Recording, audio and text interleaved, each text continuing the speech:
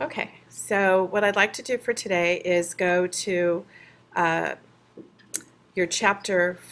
Did you say, Lauren, it's chapter 4? Yes. Okay, so the chapter 4 assignment for the teacups. And I said that I'm not going to capture your screens today so we can all work on it together in class. If you've already done it, and some of you have, you might want to do it with me, only because I'm not going to do it based on the template for the book. I'm going to do it as I would if I were setting up the design myself, which I think is a more intuitive way to do it. So even if it feels redundant for you, I recommend hanging in there with me and giving it a shot. Okay? So why doesn't everybody launch InDesign? And right now, I'm sorry? Oh, when you're done, the green slips, when you're done with them, there's an envelope up here. Just put them inside this envelope. It's sitting on the scanner up front. Okay, I'm going to set up my new default workspace. And I'm going to go to File, Open, and I'm just going to show you based on the chapter assignment in the work folder. I think I have chapter 4 up here. I'm going to go to the folder that has Beautiful Morning and show you they gave you an INDT file, which is an InDesign template file. And they provide this for you, but we're not going to work off of it. We're just going to intuit it. Because look at what they do for you. They do everything for you, and I just don't think that's right. They give you the boxes to put the teacups in. Let me pull up the instructions for it. So here's a student handout.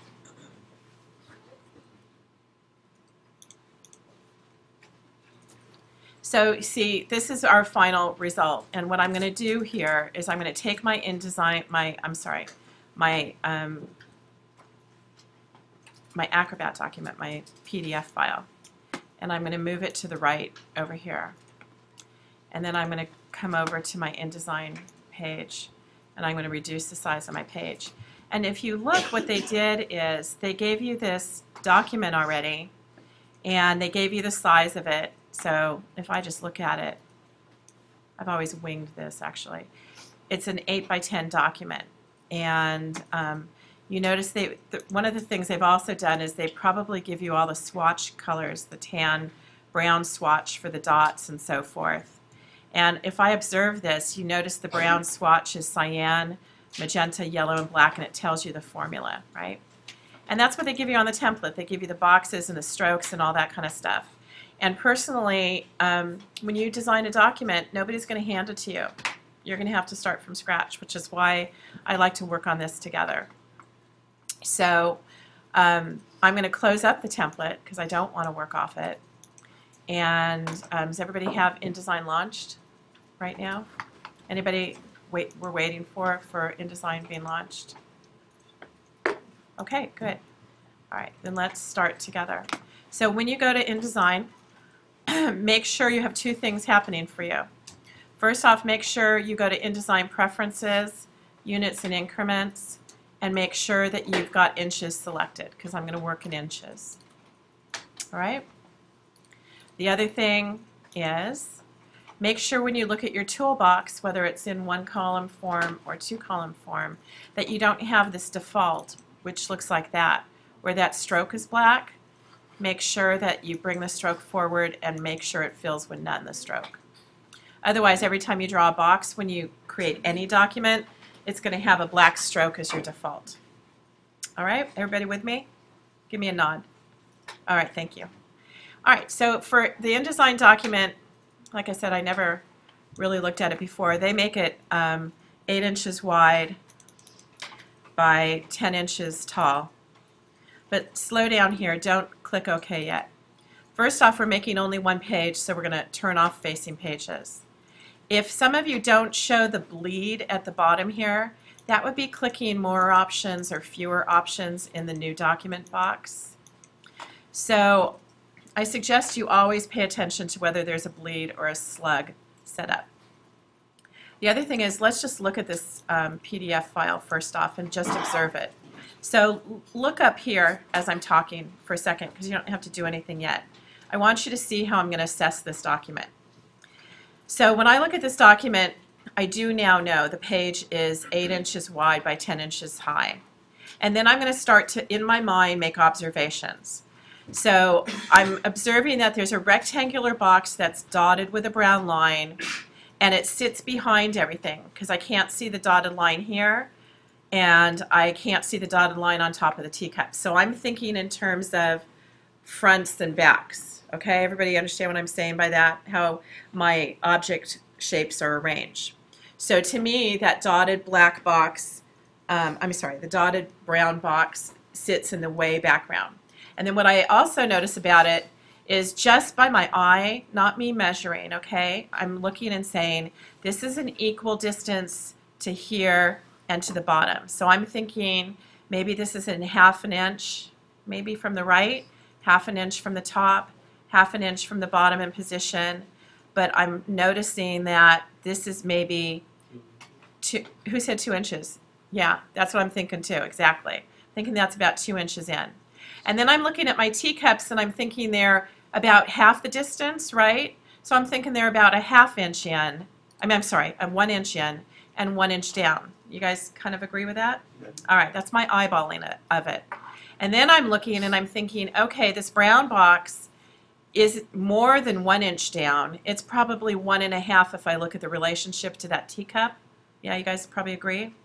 And probably about 1½ from the bottom of the teacup. So in the back I see the dotted line, then on top of the dotted line I see that beige box that has all the text in it, and then on top of the beige box I see the teacups, right? Everybody get what I'm going for here? Okay, so based on that, I may as well make margins that help me. So if I leave my margins at a ½ inch, that's not going to help me. But if it's a ½ inch from the top and bottom and a ½ inch on the right, on the left, I'm going to break my chain link and make it 2 inches because that's my guesstimate. And that at least gives me a guideline, right? And maybe 1 inch since the other one starts at 1 inch. Oh, the teacup? Yeah.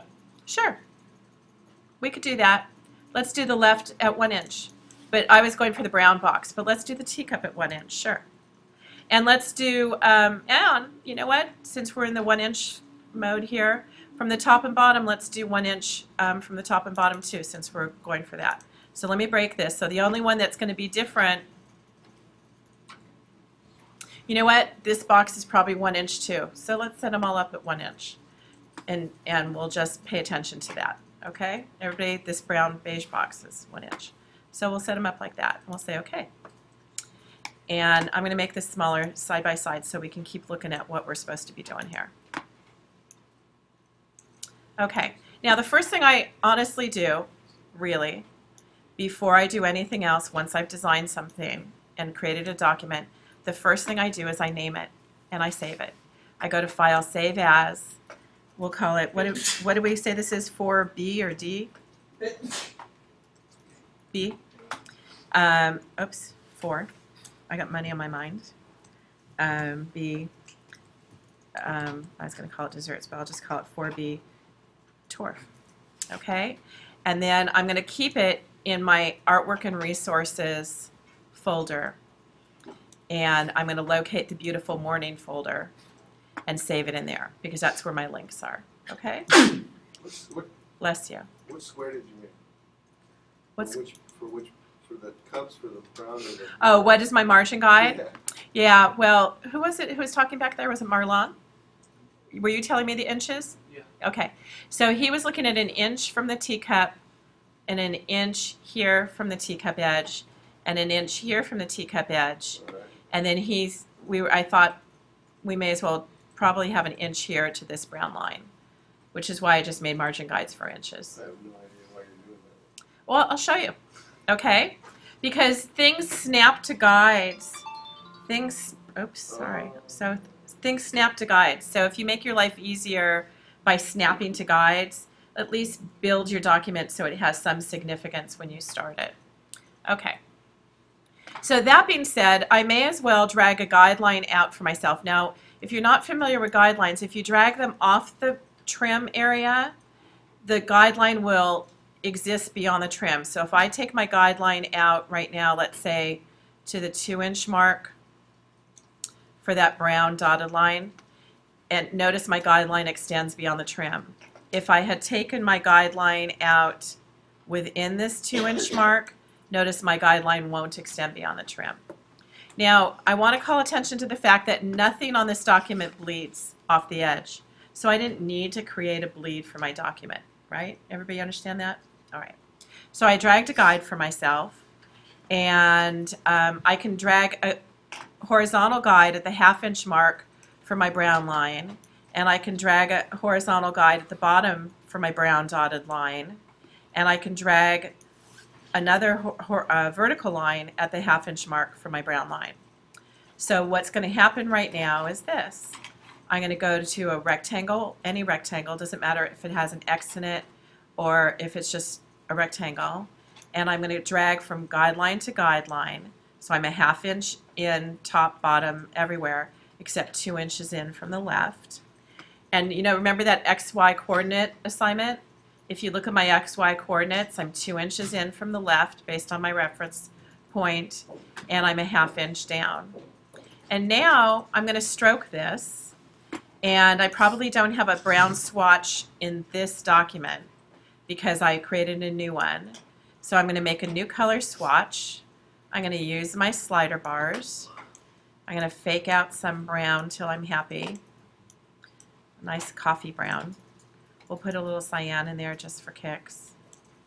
And that looks kind of good, yeah? And I'm going to say OK, and I've got a brown swatch added to my swatch panel in InDesign. We doing OK? Am I going too fast? A little bit too fast? How did you do the brown?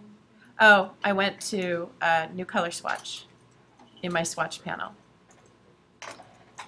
You can also go to colors and you can eyedrop it. I could also do this. And this is one of the reasons why I like doing this with you. You could go to your color panel, open it up.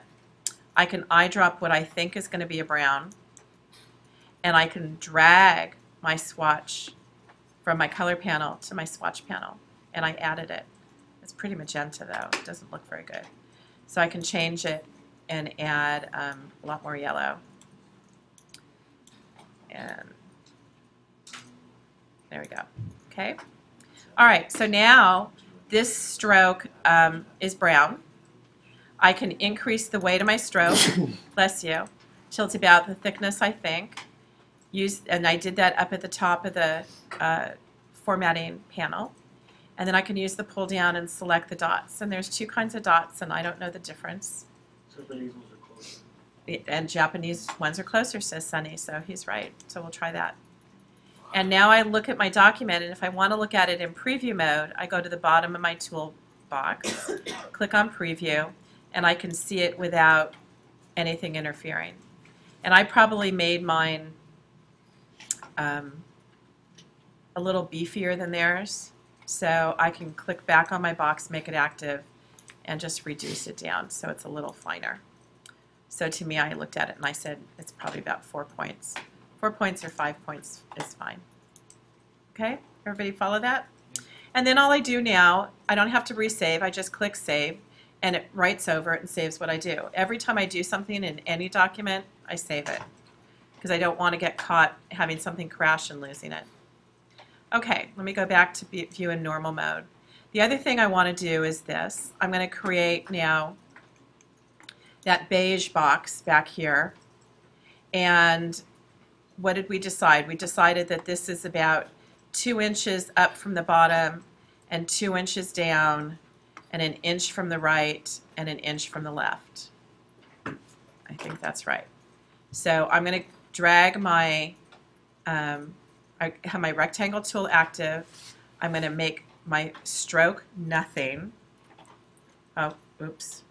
Sorry. I had this box active. Let me click off my box so it's not active. Let me go back to my rectangle tool.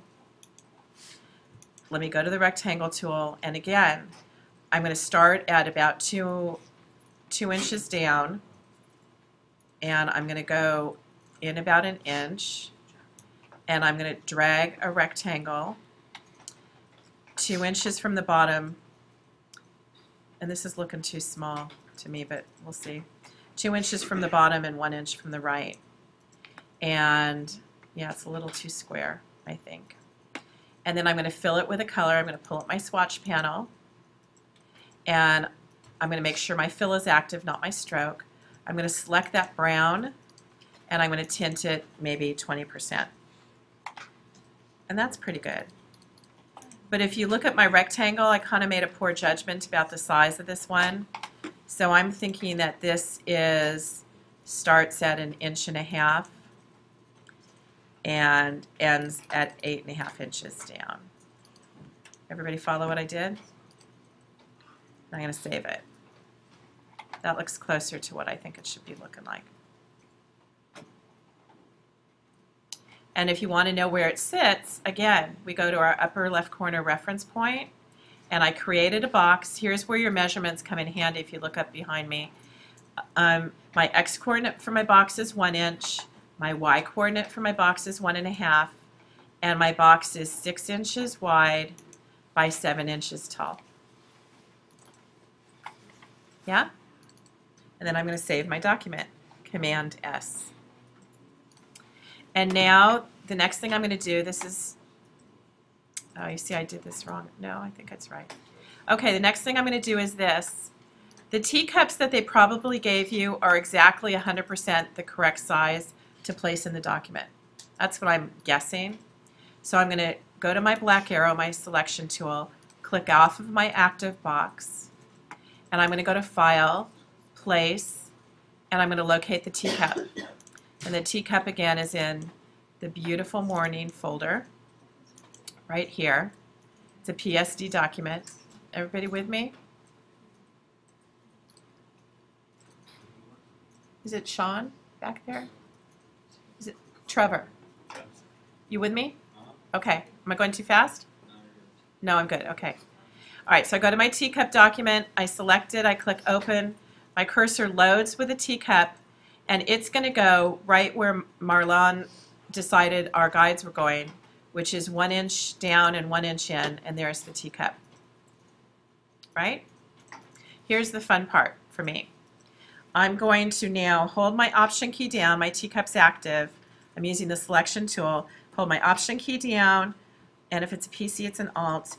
Hold my Shift key down, and I get that double arrow because I'm going to duplicate the teacup, and I'm going to drag it down to the bottom. I've duplicated it, and I want 4 of them, so I'm just going to kind of duplicate 2 more. Now, they're uneven, but that was on purpose because one of my favorite tools is this. If I hold my Shift key down, not clicking on that lifesaver, that content tool, the content area, but using my black arrow, the selection tool, hold my Shift key down, I can select all 4 teacup photos, right? And then I can go to Window, Object, Layout, Align, and I get my alignment panel. Now for a lot of you, your alignment panel is going to look like this. This is not good. Make sure that you use the pull-out for your alignment panel and show options, because the really fun stuff happens in distribute spacing. So let's say I didn't line these up perfectly and they're all scattered on the page, okay? I can hold my Shift key down, select all 4, and go to my alignment panel, and I can left align them to that 1 inch mark. And then align to selection is chosen compared to align to margins or page or a 2-page spread, okay? You want to align to selection, and then you want to distribute vertical spacing, and this magically spaces out. Now I think this is a miracle because for years, centuries, I had to do that by measuring, and this is really fun, okay? I can do that again. Okay, so let's say you just kind of threw your teacups on here, like that, all right? So pull up Window, Align, Window, Object, Layout, Align, and you get that alignment panel. I would suggest that you move 1 teacup at least to the left margin you want to place it. And I can hold my shift key down and I can select all 4 teacups all at once, and I will choose left align, and they all align to the left because it says align to selection right here. The other thing is I'm going to drag this bottom teacup by holding my shift key and place it at that 1-inch baseline that we drew with our margin, right? Now I again hold my shift key, select all 4, and I go to distribute spacing. If that doesn't show, does anybody not see that on their alignment panel? Okay. Then make sure it says align to selection, and you distribute vertical space. And they position themselves equally, equidistant from one another. We good? Going too fast? Where did you find the line? Where did I find a line? Window, object, layout, align. Thank you. We're going too fast over here?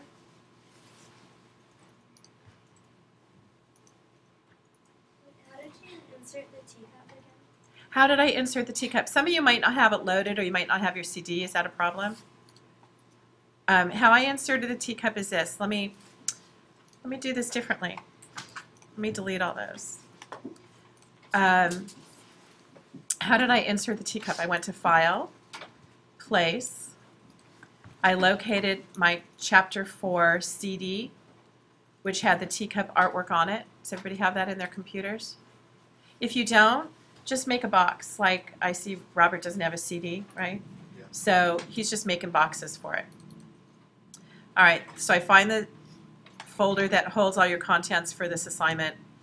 There's a teacup Photoshop document. I click open. My cursor loads with it, and I put it in the upper left corner. Okay? And then I held my Option key down and my Shift key and dragged a copy of this teacup down below. And I'm still holding my Option Shift key. I created a couple more teacups because there's 4. And now, holding my Shift key down, selecting all 4 teacups, I can distribute their spacing. Hold your Option, perfect. Hold your Option key, right? Do it one more time. Option Shift, right? Now, click off of them and select the rectangle box. Hold your Shift key down, select your rectangle box with the black arrow, and distribute spacing. Okay, we're good? All right, save your document. Command S. All right, now let me just make an observation here again. So between each teacup is a glyph, right? Little flower glyph. So that means that if I drew a text box, go to my text tool, create a text box, and drag it the width of my teacup, you'll get a snap to guide alignment to the teacup when you do that. And I've created a text box. Now, what do I observe about that text box? Let's blow this up more.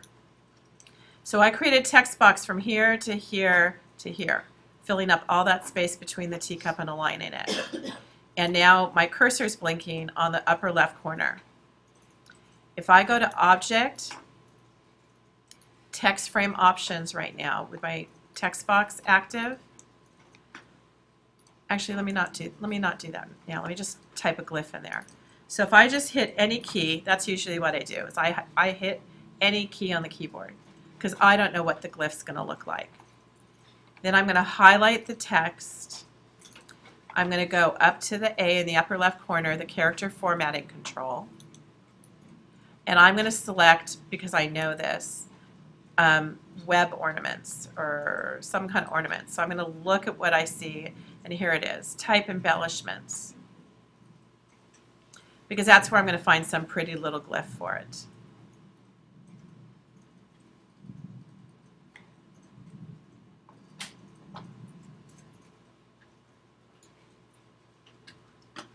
Carlos, we doing okay? Are you with me on it? Are you doing it?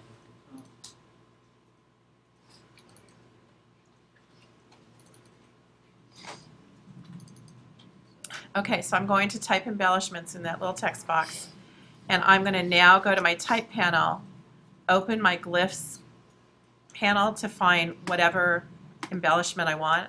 I'm going to tear it off. I'm going to open the box and find something I like the look of. They have a flower. I don't care what you want to use. I'm going to pick this flower right here. If I double click on it, that's the flower I get. And I can see it. Is everybody with me?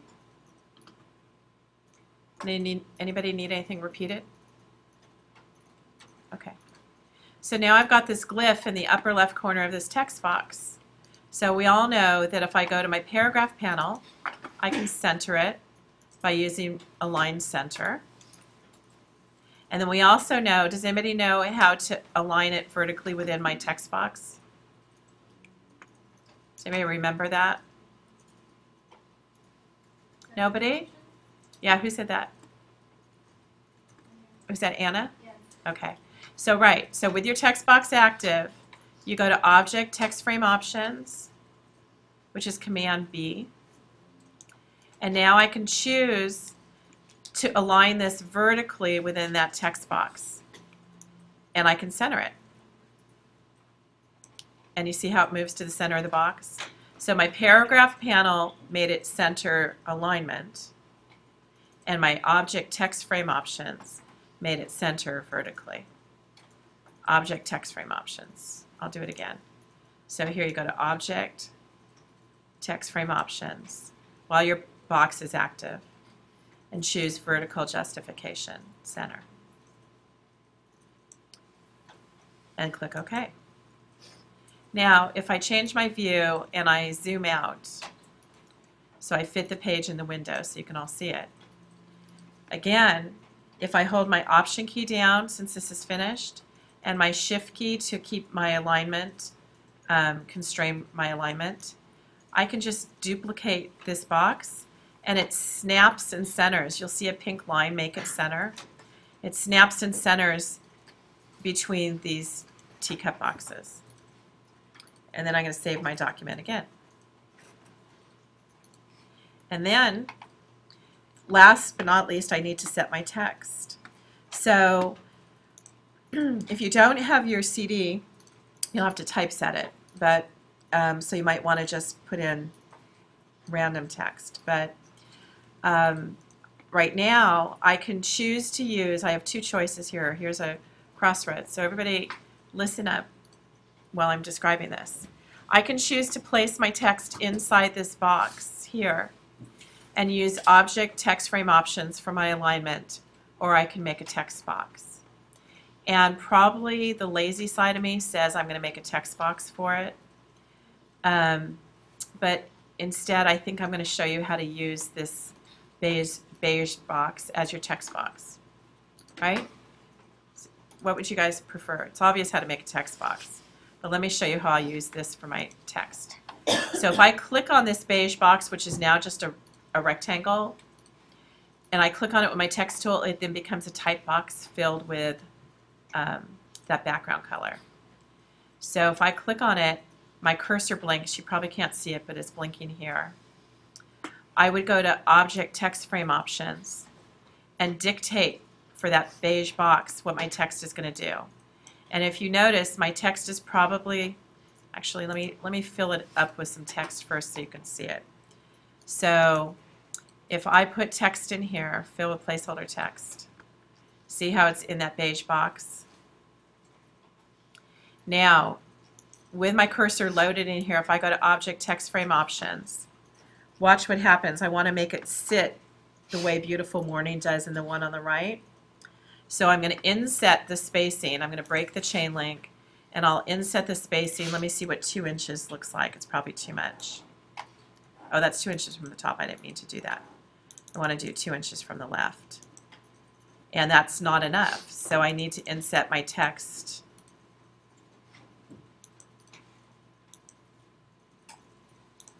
two and a half inches. And from the top, I want to inset it maybe 3/4 of an inch. And from the bottom, it looks like it's inset 1/2 inch. I'm guessing, right? I'm guessing. But that's looking pretty good, right?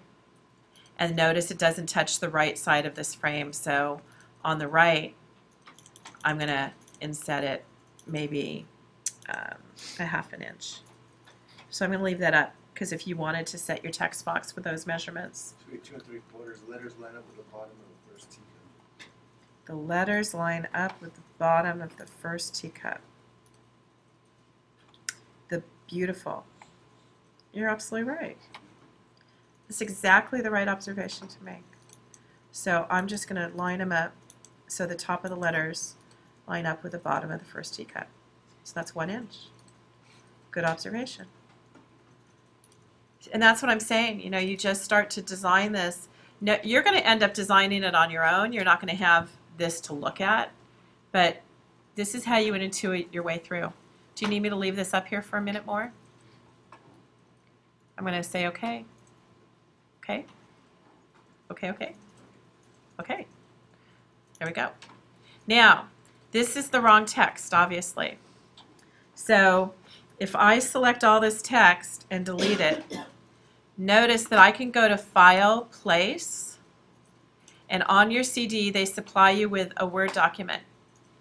And InDesign will take Word documents and you can place them in an empty box that doesn't have a graphic in it.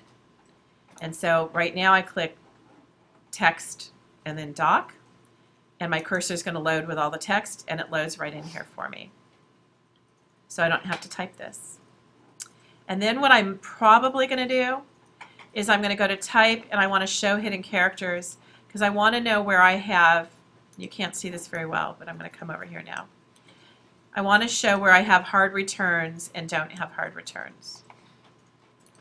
I also want to see where I have weird and random spaces. If you cut and paste, I learned that from if you copy and paste, it doesn't transfer over the same. If you copy and paste, it doesn't always transfer over the same. So if they're giving you, I mean, it changes the text, but it's not. right, if they're giving you graphics. Okay, now just eyes up here for a second. I know you're all busy working, so let's look at the text on the right here and make observations about it. So first off, Beautiful Morning is a condensed font, right? Little narrow squishy. It has no serifs, so you're going to have to find a font with no serifs and a little squishy. Again, in your book, they tell you the font, but I'm not looking at that. You know, you can. Nothing's preventing me from doing it, actually. But I want to just show you my observations. Then I look and I see a swash here. Remember swashes? And a swash here on Tea Room and Gardens. And the font is italic and it's classic. It's probably like a Garamond or a Caslon because that's what they have you use a lot. And then they put a line underneath it. They made the first letter of the first paragraph of the body copy taller than the rest. They used space after these two paragraphs here. There's no hyphenation at all. And this isn't a hyphen, this is a long dash. And they actually set up the long dash with a typo because a long dash needs a space on each side of it. And, right, it's an M dash, exactly. And then down here, I notice I have to put a bullet point in, but they did that for us. Notice here, they put no spaces on each side of their hyphen between Tuesday and Sunday, but they do in the text I'm looking at on the left. So these are things that you get to make style decisions about, and I'll show you what I would choose to do. So let me just look down here and see what they tell us for the font so we don't guess. I want to know, how do you do that swash? I'll show you the swash. So notice they tell you the font is 32 on 27 for Myriad Pro Condensed. So let's just get real clean with this. Is everybody with me on their type? Now I'll just read this out loud as you're doing it, right? So at least if you don't have the type, put in placeholder text because you could always eyedrop it when you put in the real text, right?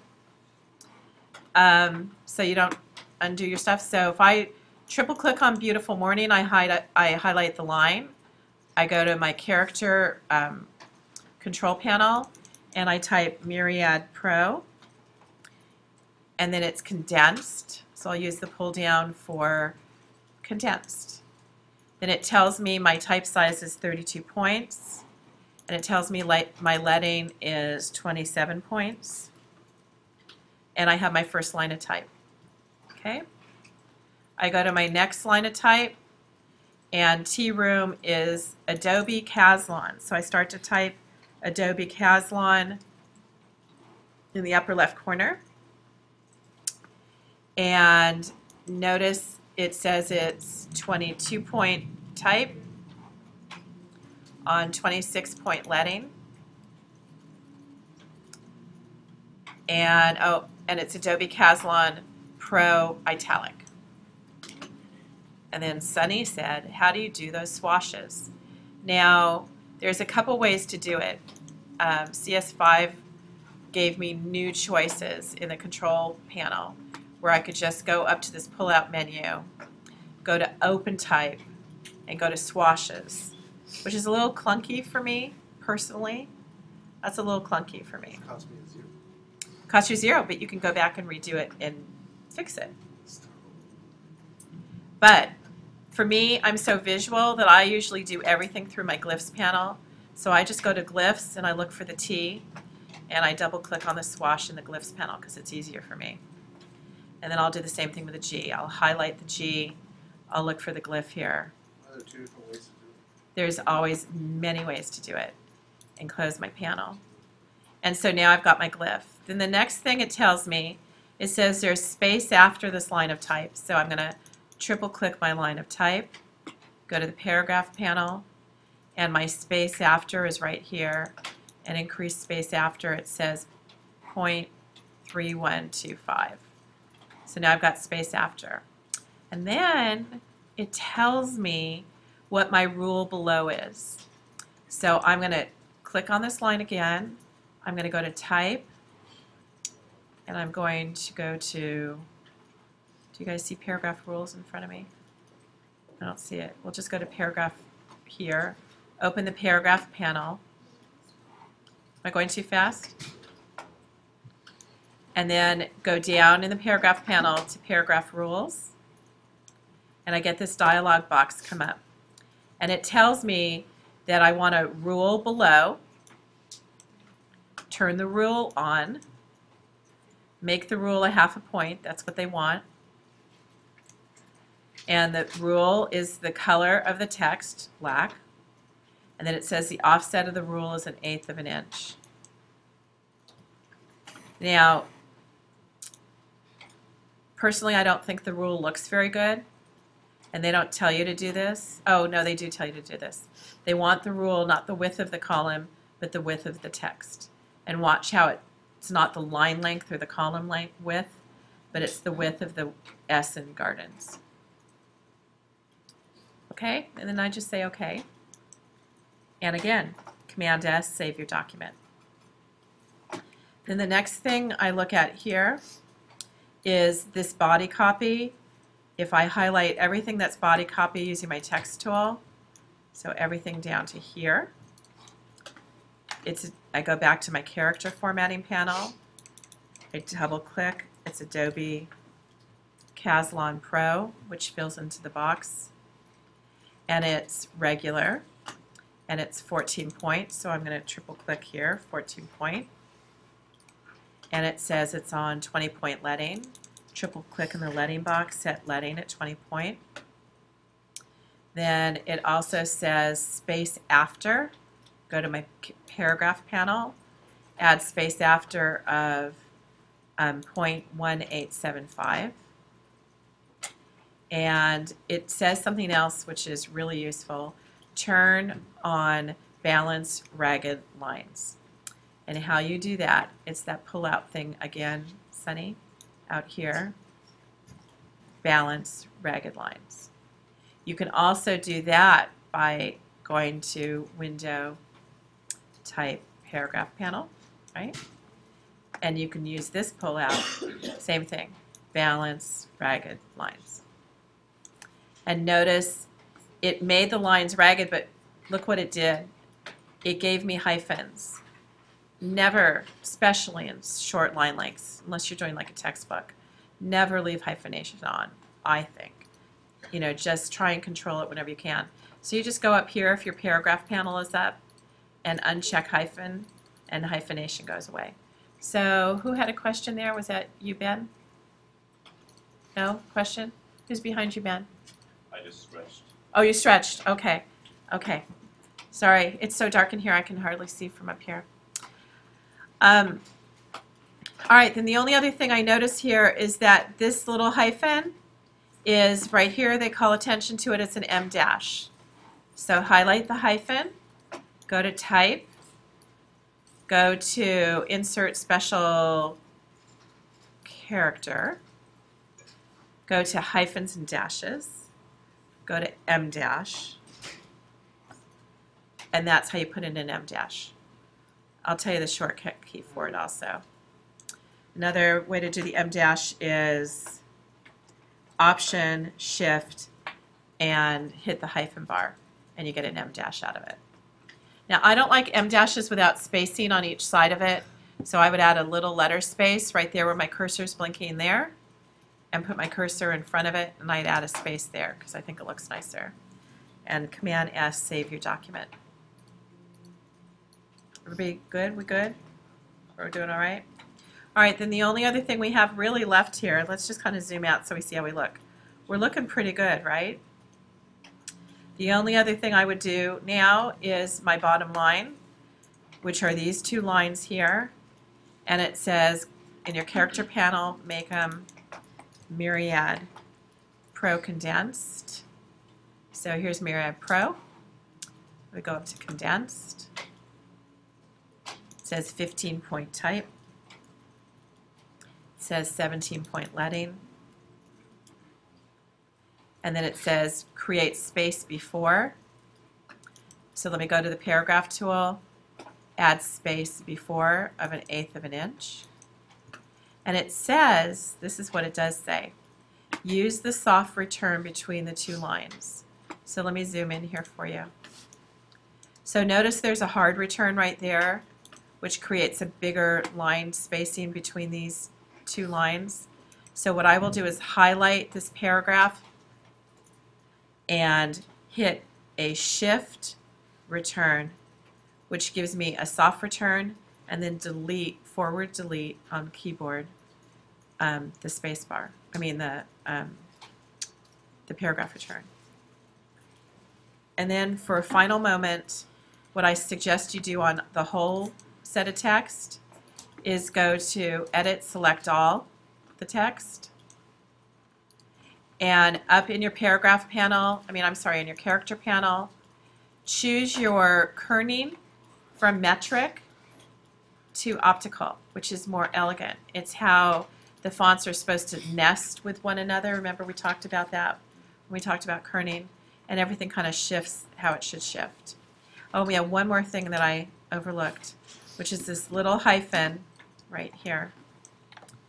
This little hyphen there is an N dash. So again, you could go to Type, Insert Special Character, hyphen dash, N dash. And that's not quite as wide as an M dash. And then if we look at this and we view it in preview mode. Oh, and my drop cap. Oh, Sunny, you really are very good at this. So we're pretty much there. The only thing Sunny noticed that I did not do is right here, the O in hour is larger than the rest of the text. So I can just highlight that one character and increase the size of it until I like how it looks. They probably tell you what it should be, but I'm eyeballing it. And the only other thing I would do is this. This is what I will do with all my final work, is I'll read it out loud to myself and figure out where I want to break my lines by adding soft returns to them. So you might decide hour doesn't look good here and you want your return to be after the word, the comma in course, and you could do a soft return here to break the line. But then because it has balanced ragged lines on it, this jumped up over here, so I'd have to hit a soft return all along. But that's your call. I leave that to you. Usually I'll break my lines after a punctuation if it doesn't look funny. So I'm going to save my document. Are there any questions about this? Was that helpful to everybody? I know you're all working. Nod your head if it was helpful. I see a few nods. Very helpful? Even though you didn't do it, you just watched? I did it already, I turned it in. Oh, you turned it in already? Yeah, Julia. That's why I'm all done. How do you do the line again? The line. Lines are hard. So click anywhere on that sentence because it's going to apply as a paragraph line. And then you could either go to Type, Paragraph, and open your paragraph panel, or you could go to Window, Type, open your paragraph panel. And my paragraph panel is already open, which is right over here. And again, all the panels have more options, so you can always show more options. But there's a pullout in your paragraph panel called Paragraph Rules. And it pulls up that dialog box. And it's a rule below, so you find rule below, and you'd have to turn it on. And it's a 1/2 a point. The color of the rule is text color. The type of line is solid. The width of the rule is the width of the text, not the text column. And you offset the line so it doesn't touch the baseline by 1/8 of an inch. That's it. Anything else? How do you line up the images again?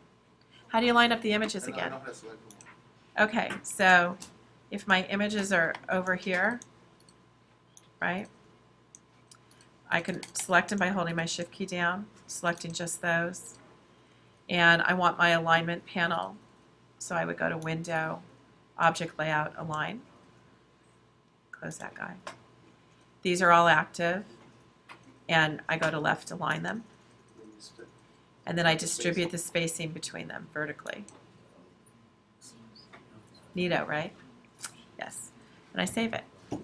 Okay, so now I've saved my document. How many people are confused about packaging and why you do it?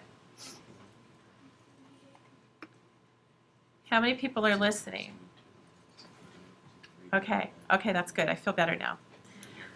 So I'm going to package my document. I'm going to make sure nothing's modified or missing. All my links are good.